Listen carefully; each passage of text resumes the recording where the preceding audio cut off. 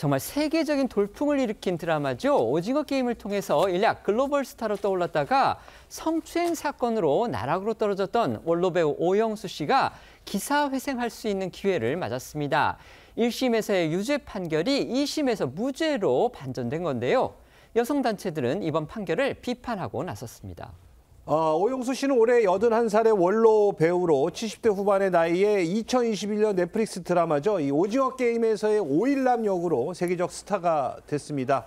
하지만 2017년 연극 공연을 위해 지방에 머물던 때에 그 여성 연습단원 A씨를 껴안고 또 A씨 주거지 앞에서 볼에 입맞춤하는 등 이 두 차례 강제추행한 혐의로 2022년 11월 불구속 기소돼 수십 년 연기 인생의 최대 위기를 맞게 됐습니다. 수사 과정과 재판에서 모두 오 씨는 혐의를 부인했지만 검사는 1심에서 징역 1년을 구형했고 1심 재판부는 오 씨의 유죄를 인정을 하면서 징역 8개월에 집행유예 2년을 선고했습니다. 그러나 어제 2심 판결에서 무죄라는 극적 반전이 일어난 겁니다. 재판부는 피해자가 사건 발생 후 약 6개월이 지나 성폭력 상담소에서 상담을 받았고 오 씨가 볼에 입맞추려 한 상황 자체는 강제추행으로 성립하기 어렵다고 판시했습니다. 오 씨는 재판 직후에 취재진에요. 이 현명한 판결을 해주신 재판부에 경의를 표하며 감사드린다 이렇게 입장을 밝혔습니다. 반면에요. 피해자 측은 재판부가 피해자 진술의 신빙성에 문제가 있다고 판단한 이런 부분을 겨냥을 해서 이건 부끄러운 선고라고 비판했습니다. 네, 피해자 측은 선고 후 기자회견을 통해 성폭력 발생 구조와 위계 구조를 굳건히 하는 데 일조하는 부끄러운 선고라며 무죄 판결이 결코 진실을 무력화하거나 겪은 고통을 지워버릴 수 없다고 주장했습니다. 한국여성민우회 성폭력 상담소도 피해자 주변인들의 메시지까지 끌어와 피해자를 공격했던 이번 재판은 이 사실상 2차 가해의 연장선이었다며 이번 판결은 구조적 성폭력 피해자의 용기를 법이 외면하고 여전히 피해자다움을 판단 근거로 사용하는 사법부의 현실을 적나라하게 보여줬다고 했습니다. 말씀드렸듯이 오영수 씨는요. 드라마 오징어 게임에서 이른바 깐부 할아버지 역할을 맡아서 2022년 미국 골든글로브 시상식에 TV 부문 나무조연상을 수상했습니다. 이래야 글로벌 스타가 된 건데요. 오 씨의 골든글로브상 한국 배우로서는 처음 있는 말 그대로 새 역사를 썼습니다. 이런 오 씨의 인기를 반영해서 해외 언론에서도 오 씨 사건을 집중 조명을 했고요. 어제 무죄 판결 소식에 대해서도 신속히 보도하고 또 논평을 내놨습니다. 그렇습니다. 오랜 시간 연극판에서 내공을 다졌던 오 씨는요. 2021년 방영된 넷플릭스 오징어 게임에서 이 게임 피해자와 가해자의 이중적 역할을 맡아 평단의 찬사를 받았습니다.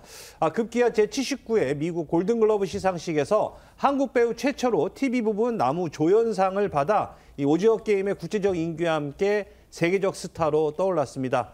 하지만 이후 강제추행 혐의로 기소되면서 활동을 전면 중단했고요.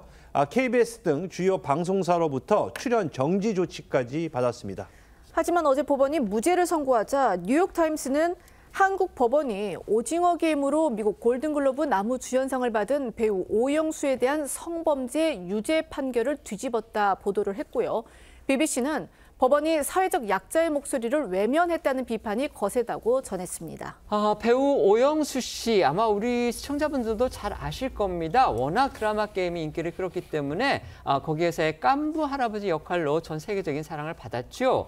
그런데 골든글로브까지 수상하는 그런 또 새 역사를 썼는데 곧바로 강제추행 혐의로 기소가 되면서 활동을 전면 중단해야 했습니다.